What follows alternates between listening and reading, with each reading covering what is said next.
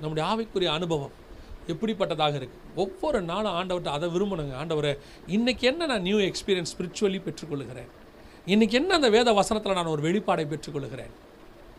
அந்த 2வது ஸ்தானம், நான் முதலில் அவர் இருக்கிற இடத்திற்கு வருகிறேன். 2வது, எனக்கும் அவருக்கும் உள்ளதான ஐக்கியம், நான் அவரை பார்க்க தொடங்குகிறேன். இப்போ ஆண்டவர் சொல்கிறாரு, இந்த இடத்துல ஒரு வசனத்தில் அவர் சொல்கிறாரு பாருங்கள், வாசிங்க 5வது வசனம் வாசிங்க, 34:5. கர்த்தர் ஒரு மேகத்தில் இறங்கி அங்கே அவன் அருகே நின்று கர்த்தருடைய நாமத்தை கூறினார். கர்த்தருடைய நாமத்தை கூறினார். இவன் கேட்டானா? மோசே அதை கேட்டானா? மோசே கேட்டது என்ன? நான் மகிமையை பார்க்கணும், ஐ வாண்ட் டு see. அவன் கேட்டது விஷன், கர்த்தர் கொடுத்தது சவுண்டு. கர்த்தர் அவருடைய நாமத்தை கூறினார். அவன் பார்த்தா போதும் தான் நினச்சான். கர்த்தர் காமிச்சிட்டு ஒன்று சொல்கிறாரு, இந்த நாமம் இருக்குல்ல, இப்போ நான் உனக்கு ஒரு நாமம் சொல்கிறேன். இந்த நாமம் என்ன நாமம் தெரியுமா? 4000 வருஷமாக இஸ்ரவேல் ஜனங்களுக்கு சொல்லாத நாமம். யார் கேட்டாலும் அது அதிசயம் நான் மறைச்சி வச்சுருந்த நாமம், ஒருத்தருக்கும் சொல்லாது. ஏன்னா இந்த நாமம் உலகத்தை ஜெயிக்க போகிற நாமம். இந்த நாமம் சாத்தானை ஜெயிக்க போகிற நாமம். இந்த நாமம் மரணத்தை ஜெயிக்க போகிற நாமம். அது 4000 வருஷம் கழிச்சு தான் வெளிப்படணும். ஆனாலும் அப்படிப்பட்ட வெளிப்பாடை உனக்கு நான் இப்பொழுது சொல்லுகிறேன். எப்படிப்பட்டதான வெளிப்பாடு பாருங்க. ஆபிரகாமுக்கு, ஈசாக்குக்கு, யாக்கோபுக்கு, ஆதாமிலிருந்து மறைச்சு வச்சிருந்த நாமத்தை அதே மோசே தாங்க 3ஆம் அதிகாரத்தில் கேட்குறான், ஆண்டவரே நான் போவேன். அவங்க அந்த இடத்துல அவருடைய நாமம் என்னன்னு கேட்பாங்க. உடனே இவர் என்ன தெரியுமா சொல்கிறாரு? நீ போய் அவங்கக்கிட்ட என்ன சொல்லு, நான் ஆபிரகாமின் தேவனும் ஈசாக்கின் தேவனும் யாக்கோபின் தேவனுமானவர் உங்களிடத்தில் என்னை அனுப்பினார்னு போய் சொல்லு. அவங்க நம்புவாங்க. நான் கேட்டது உங்கள் பேரை. இப்போ நீங்கள் யார் பேரை சொல்லிக்கிட்டு இருக்கிறீங்க? ஆபிரகாம் பேரை சொல்லிக்கிட்டு இருக்கிறீங்க, ஈசாக்கு பேரை சொல்லிக்கிட்டு இருக்கிறீங்க, யாக்கோபு பேரை சொல்லிக்கிட்டு இருக்கிறீங்க. எப்போ உங்கள் பேரை சொல்லுவீங்க? ஆண்டவர் சொல்கிறாரு, எங்கிட்ட ஒரு கண்மலை இருக்குது, ஒரு வெடிப்பு இருக்குது, ஒரு உச்சி இருக்குது, அங்கே உட்காரு, கையை மூடுவேன், என் பின்புறத்தை பாரு, அதுக்கப்புறமா தான் உனக்கு அந்த வெளிப்பாடே கிடைக்கும். இன்றைக்கி நம்ம எதை எதிர்பார்க்குறோம்? இன்றைக்கி எதை எதிர்பார்த்துட்டு இருக்கிறோம்? ஆபிரகாமின் ஆசீர்வாதங்கள் இல்லைன்னு நான் சொல்கிறேன். எல்லா ஆபிரகாமின் ஆசீர்வாதங்களும் கிறிஸ்து இயேசுக்குள்ளாக ஆம் என்றும் ஆமேன் என்றும் நிறைவேறுகிறது. எதை எதிர்பார்க்குறோம்? ஈசாக்கின் ஆசீர்வாதங்கள். ரெகோபோத் என்று கர்த்தர் சொன்னார், இல்லைன்னு நான் சொல்லலை. ஈசாக்கின் மூலமாக அந்த சந்ததி, ஈசாக்கின் மூலமாக வந்த அந்த சந்ததி கிறிஸ்துவே. யாக்கோபின் ஆசீர்வாதங்கள் இல்லைன்னு சொல்லலை. யாக்கோபினுடைய ஆசீர்வாதத்தில் தான், இஸ்ரவேலுக்குள்ள தான் கர்த்தர் நமக்கு வந்தார். எல்லா ஆசீர்வாதங்களும் இருக்குது. ஆனால் ஆண்டவரே, நான் கேட்டது இந்த ஆசீர்வாதம் இல்லை. இந்த ஆபிரகாமின் ஆசீர்வாதம், ஈசாக்கின் ஆசீர்வாதம், யாக்கோபின் ஆசீர்வாதங்கள்லாம் பூமிக்குரியது. நான் கேட்டது வானத்தில் ஒரு ஆசீர்வாதம் இருக்குது, யாருக்குமே மறைக்கப்பட்டு சொல்லப்படாத ஒரு ஆசீர்வாதம் இருக்குது. அந்த ஆசீர்வாதத்தை எனக்கு நீங்கள் சொல்லணும் ஆண்டவரே. எப்பேற்பட்ட வெளிப்பாடு! இப்போ யோசித்து பாருங்கள், 65 புக்கில் கிடைக்காத வெளிப்பாடு 66வது புக்கில் கிடைக்குது. யாருக்கு கிடைக்குது? யோவானுக்கு கிடைக்குது. எந்த யோவானுக்கு கிடைக்குது தெரியுமா? 12 பேர் உட்காந்து எல்லாத்தையும் கேட்டுக்கிட்டு இருப்பாங்க. அவங்க எல்லாம் உட்காந்துருந்த இடம் வேற, இவன் உட்காந்துருந்த இடம் வேற. இவன் எங்கே உட்காந்துருப்பான் தெரியுமா? இருதயத்துக்கு சாஞ்சிக்கிட்டு பக்கத்தில் உட்காந்துருப்பான். அதுதான் கண்மலையினுடைய வெடிப்பு. இயேசு கிறிஸ்து தான் அந்த கண்மலை. அந்த கண்மலை மேலே சாஞ்சிக்கிட்டு யாரும் வர முடியாத டிஸ்டன்ஸில் அவ்வளோ க்ளோஸாக உட்காந்துக்கிட்டு, இப்போ அவன் கேட்பான், ஆண்டவரே உன்னை காட்டி கொடுக்க போகிறானே, அவன் யார்? எவன் கேட்டாலும் சொல்ல மாட்டார், அவன் கேட்டால் சொல்லுவார். நீங்களும் நானும் அந்த இடத்துக்கு வரும்போது யாருக்கும் கிடைக்காத வெளிப்பாட்டை கர்த்தர் உங்களுக்கும் எனக்கும் தருவார். உங்களுக்கும் எனக்குன்னு ஒன்று வச்சுருப்பாருங்க. உங்களுக்கும் எனக்குன்னு ஒரு ஆசீர்வாதம் வச்சுருப்பார். அது ஸ்பிரிச்சுவல் ஆசீர்வாதமாக இருக்கும், வேர்ல்ட்லி ஆசீர்வாதம், வாட் எவர் இட் இஸ், ஒன்று வச்சுருப்பார் ஆண்டவர். அந்த ஆசீர்வாதம் எப்போ உனக்கும் எனக்கும் கிடைக்கும் தெரியுமா? அந்த கண்மலை வெடிப்புக்கிட்ட போயிட்டு அந்த பின்புறத்தை பார்க்க தொடங்கும் போது அப்படி பக்கத்தில் சொல்லுவார், என்னுடைய நாமம் இருக்குது. ஆண்டவரே, இதை நான் இப்போ கேட்கலையே, உங்களை நான் கேட்டது ரொம்ப நாளைக்கு முன்னாடி. நீ அன்னைக்கு கேட்ட, ஆனால் அதை பெற்றுக்கொள்ளுகிற தகுதி அன்னைக்கு உனக்கு இல்லை. இன்றைக்கி நீ அதை கேட்கல, நீ மறந்துட்ட. ஏன்னா இப்போ நீ அதை தாண்டி வேற ஒரு ஸ்பிரிச்சுவல் லைஃபுக்கு வந்துட்ட. இப்போ இதை கேட்கறதுனால நான் உனக்கு இந்த நாமத்தை இப்போ சொல்கிறேன். நான் சொல்கிறது உங்களுக்கு புரியுதா? அவன் ஆசைப்பட்டது என்னமோ ஒரு காலத்தில் அது மேன்மையான ஆசீர்வாதம் தான். ஆனால் அந்த ஆசீர்வாதத்தை சுதந்திரிக்கிற அளவுக்கு அன்றைக்கி அவனுக்கு என்ன இல்லை, ஸ்பிரிச்சுவல் எக்ஸ்பீரியன்ஸ் இல்லை. ஆனால் கர்த்தர் சொல்கிறாரு, இப்போ நீ வந்துட்ட அந்த இடத்துக்கு, இப்போது நீ அப்போ என்னென்னலாம் ஆசைப்பட்டையோ அதை நான் இப்பொழுது தந்து உன்னை ஆசீர்வதிக்கிறேன். நீங்கள் ஆசைப்படுறது ஒரு ஸ்பிரிச்சுவல் யாருக்கும் கிடைக்காததாக இருக்கட்டுமே. நீங்கள் பைபிளில் பாருங்கள், இயேசு கிறிஸ்து ஒரு இடத்துல பேதுருவை பார்த்து சொல்கிறாரு, ஆண்டவரே நீரே ஆனால் நான் இறங்கி நடந்து வரட்டும். இயேசு கிறிஸ்து உடனே வா என்றார். ஏன்னா இதில் என்னங்க இருக்குது, இதுதான் எங்களுக்கு தெரிஞ்ச ஒரு சம்பவம் தானே அப்படிங்கிறீங்களா? ஆக்சுவலாக நீங்கள் பார்த்தீங்கன்னு சொன்னால் யோபின் புஸ்தகம் சொல்லுது, தாம் ஒருவரே ஜலத்தின் மேல் நடக்கிறவர்னு இருக்கு, தாம் ஒருவரே தண்ணீரின் மேல் நடக்கிறவர்னு இருக்கு. தண்ணிக்கு மேலே நடக்கிறவர் யார்? ஒருத்தர் தான், இயேசு கிறிஸ்து ஒருத்தர் மட்டும்தான். ஆனால் அவர் தண்ணி மேலே நடக்கிறதுக்கு அவருக்கு மட்டும்தான் பிதா பர்மிஷன் கொடுத்துருக்கிறாரு. அவர் அதோடைய யூனிக். அந்த இடத்துல யாருக்குமே என்ன செய்ய முடியாது, நடக்கிறதுக்கு வாய்ப்பே இல்லை. ஆனால் கேட்டது யார்? பேதுரு. கேட்ட உடனே கர்த்தர் சொல்கிறாரு, சரி வா. ஏன்?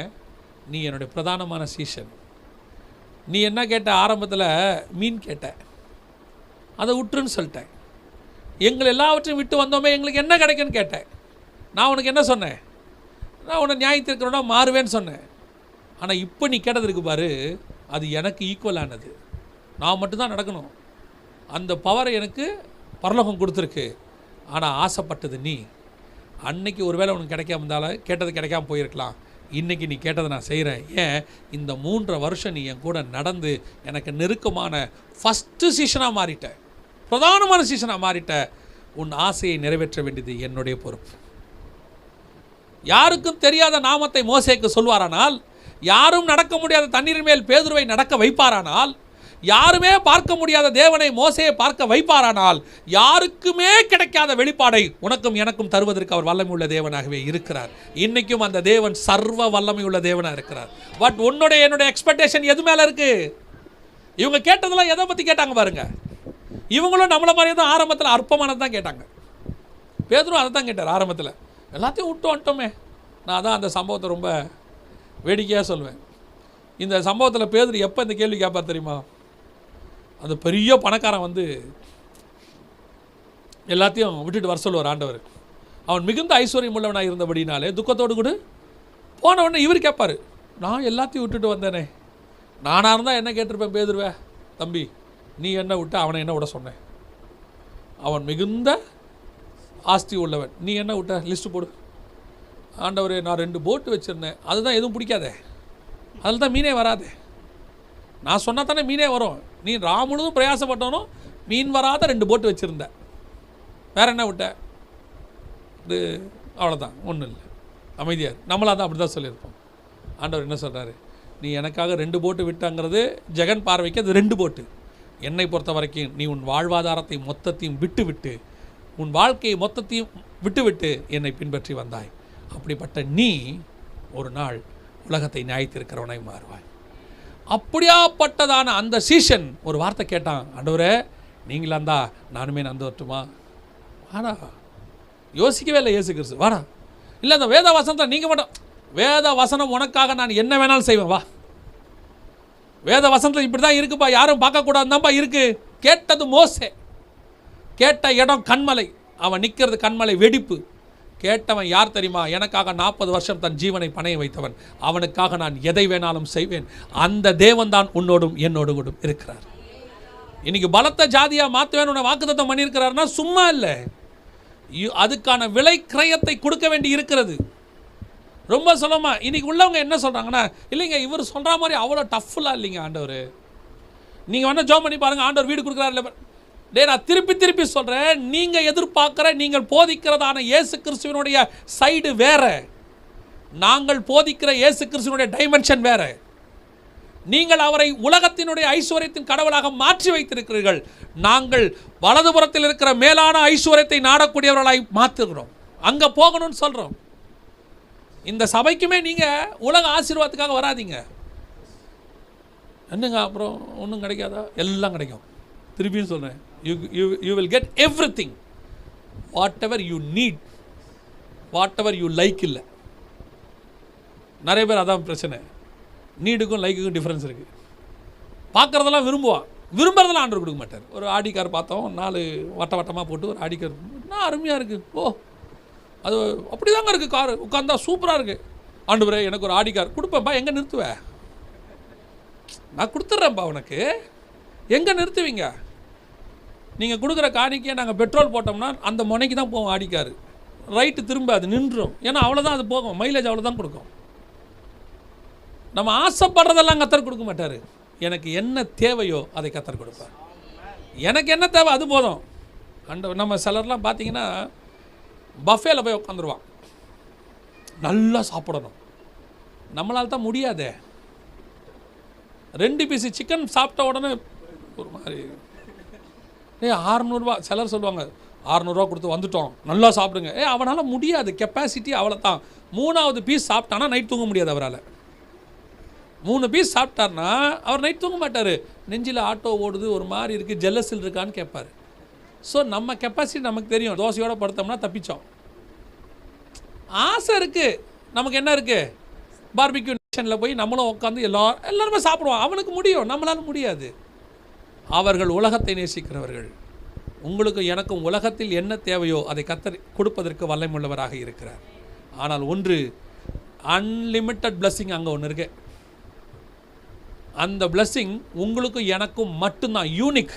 இப்போ பாருங்கள், மோசேயை போல, இப்போ என்ன சொல்லி முடிக்கிறார் பாருங்கள் அவர், மோசேயை போல முகமுகமாய் அவரை தரிசித்த தீர்க்கதரிசி அதுக்கு முன்னாலும் இல்லை, அதுக்கு பின்னாலும் இல்லை. இந்த பேரை மோசே வாங்கணும்னா இந்த அனுபவத்துக்குள்ளே அவன் வந்தால் தான் இந்த பேரை வாங்க முடியும். ஏன்பா, இஸ்ரவேலுக்குள்ள 1000 தீர்க்கதரிசி இருந்தான்பா, ஆனால் அவன் ஒருத்தன் தான்ப்பா தேவனை பார்த்தவன். இப்போ புரியுதுங்களா? அந்த இடத்துக்கு தான் நீங்களும் நானும் வரணும். சென்னைக்குள்ள 1000 சபை இருக்கட்டையா, இந்த கேப்பா சபையில் ஒரு காரியம் நடந்தது பாருங்க, அது மாதிரி வேற எந்த சபையிலுமே நடந்தது இல்லைங்க. அந்த வார்த்தை வரணும். எத்தனை ஊழியக்காரங்க இவ்வளோ, இன்னைக்கு ஒரு கோடிக்கணக்கான சபை இருக்குது, கோடிக்கணக்கான சர்ச்சஸ் இருக்கு. அதில் இன்றைக்கும் ஸ்பெசிஃபைடாக சில ஊழியக்காரனுடைய மெசேஜை உலகம் விரும்புது பாருங்களேன். ஸ்ரீலங்காவில் ஒரு ஊழியக்காரர் இருக்கிறாரு, அவருடைய மெசேஜ் அருமைங்கிறான். ஒருத்தர் சொல்கிறாரு ரொம்ப அருமையாக இருக்கும். ஏன் ஸ்ரீலங்காக்குள்ளே 1000கணக்கான ஊழியக்காரங்க, ஏன் பர்டிகுலராக அந்த ஒரு ஊழியரை பேசுகிறாங்க? அதுதான் அவருக்கும் தேவனுக்கும் உள்ளதான கனெக்ஷன். அந்த இடத்துக்கு வரும்போது யாருக்கும் கிடைக்காத வெளிப்பாடை அவருக்கு கொடுக்கும்போது, அவர் பேசும்போது அவருடைய முடிவு எப்படி இருக்கும் தெரியுமா? அவரை போல ஒருத்தர் ஸ்ரீலங்காவில் இருந்ததில்லைன்னு முடியும். நீங்கள் நான் எப்படி முடிய போகிறோம்? இவரை போல ஒரு பணக்காரர் இருந்ததில்லை, அப்படியா? இன்னொரு பில்கேட்ஸ் வந்துடுவார். இவரை போல ஒரு பெரிய வீடு கட்டினவர் யாரும் இல்லையா? அவரோட பெரிய வீடு கட்டுறவர் வந்துடுவார். இவரை போல ஒரு பெரிய அரசன் யாரும் இல்லை, அலெக்சாண்டரை விட இல்லைங்க, அவரோட கோரஸ்னு ஒருத்தர் வந்தார்.